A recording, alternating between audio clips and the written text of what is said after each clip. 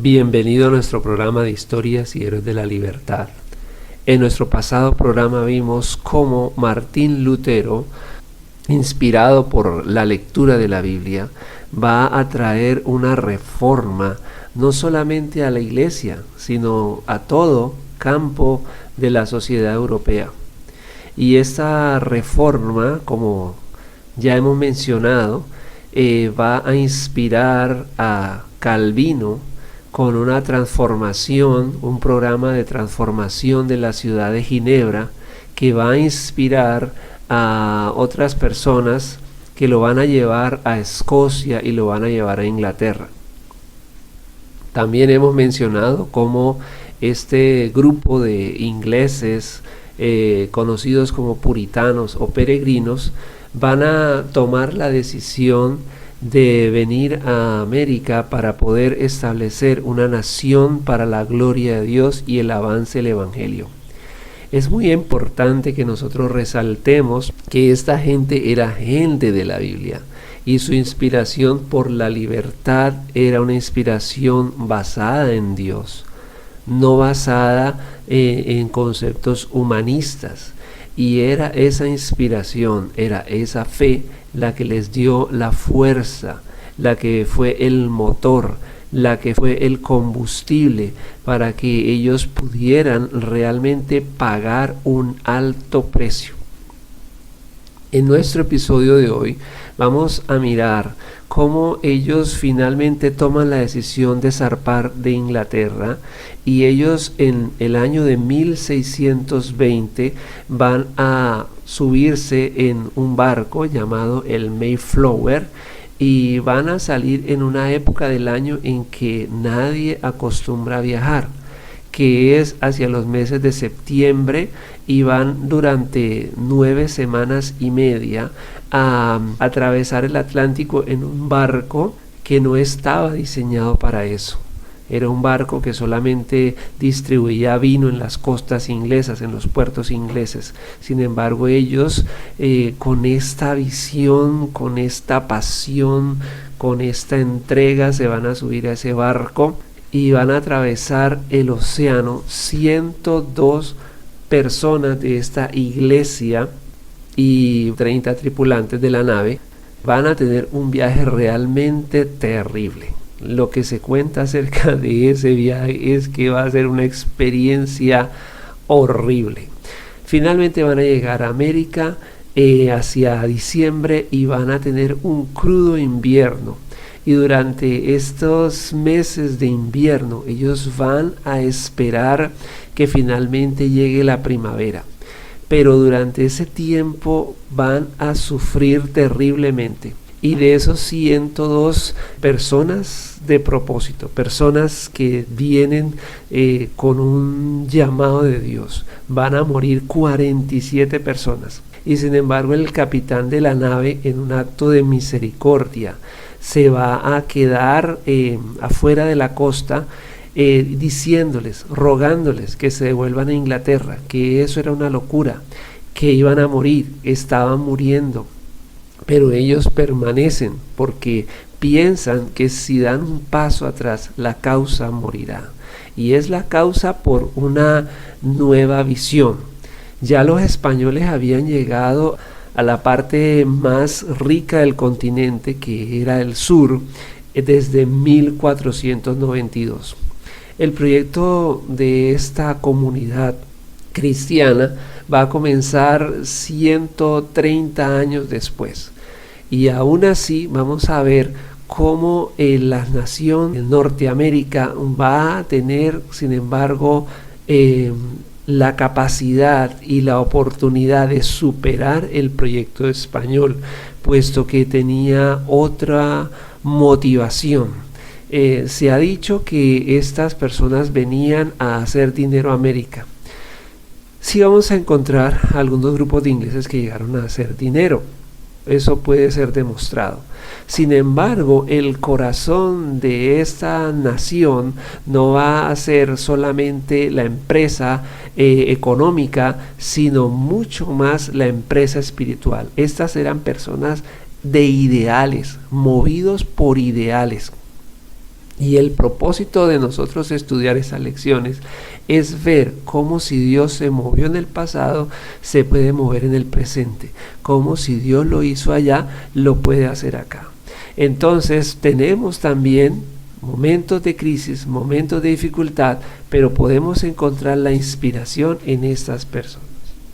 Uno de sus primeros y principales gobernantes se llamó John Winthrop, y él era un abogado, era un cristiano protestante, puritano, y él fue gobernador de la provincia de la Colonia por 12 ocasiones, desde 1630 en adelante. Él escribió un discurso, él pronunció un discurso a los colonos, y él en ese discurso es tal vez el segundo discurso más famoso de la nación americana. Tiene por título Una ciudad sobre la montaña. En este discurso, que tiene dos cosas que quisiéramos decir. La primera cosa es que esta es la visión que se está retomando de la Reforma de Ginebra, porque Calvino, que veía la ciudad de Ginebra como gobernada por Jesús, recordemos que Ginebra era considerada la Nueva Jerusalén, y algunos la llamaban la Roma protestante. ¿Y de dónde viene ese título? Pues es que la capital del catolicismo era Roma, pero ahora con la nueva lectura de la Biblia se va a tener una visión antagónica. Digamos, estas dos visiones van a estar luchando en Europa. Europa se va a partir a la mitad, y entonces vamos a tener la Europa católica al sur y la Europa protestante al norte, y la Europa católica al sur va a estar más enfocada en el rito y en todo lo que ha sido pues la tradición, pero la Europa del norte, la protestante, se va a enfocar en el texto bíblico, y más que en el rito, en la comprensión de la palabra, porque Jesús dijo en Juan capítulo 8, si ustedes entienden mi palabra, serán realmente mis discípulos. Entonces ellos quieren retomar este concepto. Ahora recordemos, y en eso tenemos que, para entender esa historia, tenemos que dejar el paradigma de la modernidad para irnos a lo que era el pensamiento del europeo hace 500 años, y recordar que en ese momento la cristiandad era Europa. Y la cristiandad era el reino de Cristo, que supuestamente estaba representado por el Papa. Pero lo que van a decir estos protestantes del norte es que el gobierno de Cristo está en la Biblia, que la Biblia es la constitución de ese reino y no el Papa.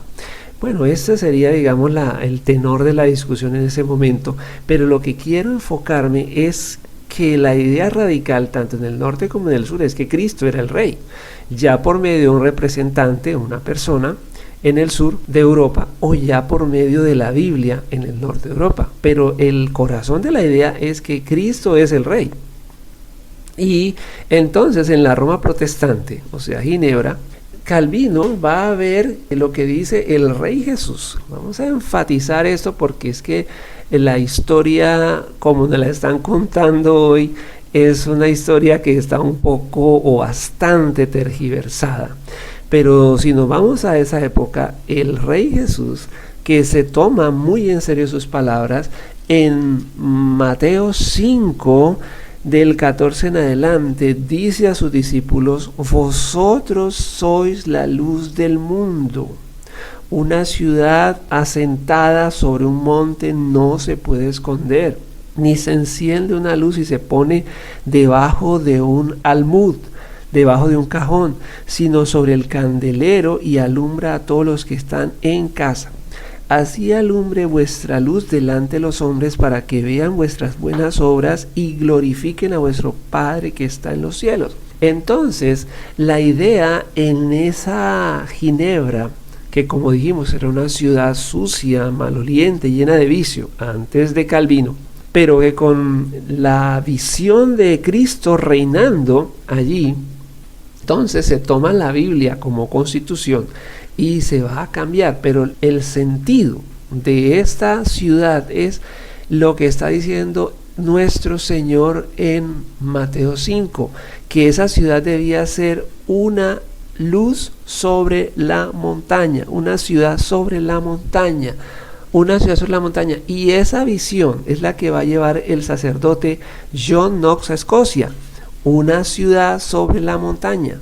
Y es la misma visión y el mismo discurso que va a pronunciar John Winthrop en 1630 en la Nueva Inglaterra, así se llamaría en ese momento Estados Unidos de América. Ese era el nombre que tenía en ese momento. Vemos que los países han tenido diferentes nombres a lo largo de su historia, pero en ese momento se llamaba no Estados Unidos sino Nueva Inglaterra. Y en ese momento él va a pronunciar su discurso de posesión, y el discurso es una ciudad sobre la montaña.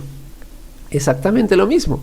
Y lo que él dice en ese discurso son esas palabras. Cito a Winthrop: ahora la única forma de prevenir el naufragio y proveer para nuestra posteridad es seguir el consejo del profeta Miqueas de hacer justicia, amar la misericordia y caminar humildemente delante de nuestro Dios, como dice Miqueas 6, del 6 al 8. Continúa: para este fin debemos estar juntos en esa tarea como un solo hombre. Debemos animarnos con afecto fraternal, debemos ser capaces de esquivar nuestras superficialidades para poder suministrar para las necesidades de otros. Debemos levantar un comercio de familia unidos en toda mansedumbre, gentileza, paciencia y liberalidad. Debemos deleitarnos en los demás, haciendo de la condición de otros nuestra propia alegría, llorando juntos, trabajando y sufriendo juntos, siempre teniendo delante de nuestros ojos nuestra comisión y nuestra comunidad como miembros del mismo cuerpo, la iglesia. Bueno, detengamos ahí un momentico el discurso de Winthrop. Miramos que ellos ahí estaban concibiendo a la nueva nación como una iglesia. Está claro en ese discurso. Y ese discurso es tan importante que ha sido citado por diferentes políticos y gobernantes, incluso en la modernidad. Ronald Reagan lo citó, Obama lo citó, porque es, digamos, como la carta constitucional de América. Pero cuando vamos a ese discurso, vemos que la fundación de ese discurso es una iglesia. Lo está diciendo por su comunidad. Y luego dice: de forma que podamos mantener la unidad de espíritu en el vínculo de la paz. Eso es lo que dice Efesios 4, del 1 al 4. Así el Señor, pues ¿cuál Señor? Sino el Señor Jesús, el Rey Jesús, será nuestro Dios y se deleitará al habitar en medio de nosotros como su propio pueblo, y enviará su bendición sobre nosotros en todos nuestros caminos. Eso es lo que dice Levítico 26, del 11 al 13. De esta manera veremos mucho más de su sabiduría, poder, bondad y verdad de la que ya se ha visto. Detengámonos ahí el discurso. Cuando miramos lo que dice Max Weber acerca de en su libro La ética protestante y el espíritu del capitalismo, hablando de la prosperidad de América, él dice que la prosperidad que América vio, Norteamérica vivió, nunca antes se había visto en el mundo. Y es tremendo porque eso que escribe Max Weber es a comienzos del siglo XX. Sin embargo, en el siglo XVII, él está profetizando que si ellos estaban bajo el gobierno de Dios, se vería mucho más sabiduría, poder y verdad de la que jamás se haya visto. O sea que esa profecía se cumplió. También dice: nos daremos cuenta, continúa Winthrop, que el Dios de Israel está en medio de nosotros, en medio de Norteamérica. Qué interesante. Yo me siento un poco chocado con los historiadores de hoy, porque nos están contando historias falsas. La historia está siendo revisada, está siendo mutilada, está siendo tergiversada. En los colegios se cuentan las historias, pero nunca se dice quiénes eran esas personas, cuáles eran sus convicciones, como si no entendiéramos, y cuando miramos esta historia damos cuenta que si esa gente hubiera sido tan liviana y tan vacía como muchas personas que hablan, solamente hablan, dan un discurso, pero no son capaces de mover un dedo por ese discurso. Sin embargo, vemos personas que solamente su propósito, su visión, su fuerza interior, porque carecían de todo recurso, fue lo que les llevó adelante para poder cumplir ese propósito. Entonces, si me cuentan una historia y no me dicen realmente cuál fue el móvil para que esas personas hicieran eso, pues prácticamente no me están diciendo nada. Prácticamente no sé nada, porque no estoy sabiendo qué es lo principal. Y la motivación realmente y las ideas, las visiones de las personas son muy importantes al contar la historia. Vamos a continuar con lo que dice Winthrop. El Dios de Israel estará en América. Cuando 10 de nosotros seamos capaces de resistir a miles de nuestros enemigos, cuando Él nos convierta en una alabanza y gloria, de modo que todos los hombres hablen de nuestras exitosas plantaciones. De acuerdo a lo que dice el libro de Moisés en la Biblia, Levítico 26 del 4 al 9. El Señor hará esto por Nueva Inglaterra, o sea, el actual Estados Unidos, para que seamos considerados como una ciudad sobre la montaña, como dijo el Rey Jesús. Esas palabras son mías en Mateo 5, 14 al 16. Continúa Winthrop. Los ojos de las naciones estarán sobre nosotros, pero también hay una fuerte advertencia. Y vemos que este hombre habla como un profeta de Israel, como un profeta, como el profeta Isaías, como el profeta Jeremías, como el profeta Ezequiel, como cualquiera de ellos, porque hay una advertencia. Dice, los ojos de las naciones estarán sobre nosotros, de modo que si tratamos a nuestro Dios con falsedad, causaremos que quite de nosotros su presente ayuda y nos convertiremos en un refrán y en una burla en toda la tierra. Ezequiel 36 del 1 al 3.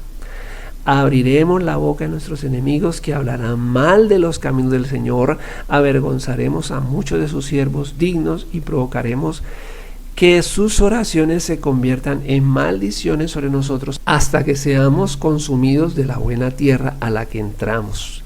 Y eso es lo que leemos en Deuteronomio 8 del 19 al 20. Continúa Winthrop. Y para cerrar este discurso, que más parece una prédica que una arenga política, más parece dada por un pastor que por un gobernante, dice, recuerdo la exhortación de Moisés, ese fiel siervo del Señor, en su despedida a Israel en Deuteronomio 30 del 19 y 20. Pongo delante de ustedes la vida y el bien, la muerte y el mal, por la que somos ordenados en este día a amar a nuestro Dios y amarnos unos a otros, caminando en sus sendas y guardando sus mandamientos, ordenanzas, sus leyes y las reglas de nuestro pacto con Él, para que vivamos y seamos multiplicados. Y el Señor nuestro Dios nos bendiga en la tierra que vamos a poseer. Pero si en nuestro corazón nos alejamos para no obedecer, sino ser seducidos y adorar a otros dioses que nos plazcan, y beneficiarles y servirlos, en este mismo día seguramente pereceremos de la buena tierra que hemos recibido después de atravesar este vasto océano. Escojamos la vida. Con esas palabras va asegurando Winthrop a la gente, a su comunidad, a la nueva nación. Escojamos la vida para que nosotros y nuestros hijos puedan vivir obedeciendo su voz y atendiéndole a Él, a Dios, porque Él es nuestra vida y nuestra prosperidad. Ahí cierra su discurso. Entonces, qué importante es que nosotros entendamos la trascendencia, la importancia de que Jesús es el Rey de las naciones, de que una nación solo se sostendrá si aplica los principios de Jesús. Jesús dijo al final de ese sermón de la montaña, que es el que inspira la ciudad sobre la montaña. Él dice en Mateo 7 del 24 al 29, cualquiera que oye estas palabras y las hace, le compararé a un hombre prudente que edificó su casa sobre la roca. Descendió lluvia y vinieron ríos y soplaron vientos y golpearon contra aquella casa y no cayó porque estaba fundada sobre la roca.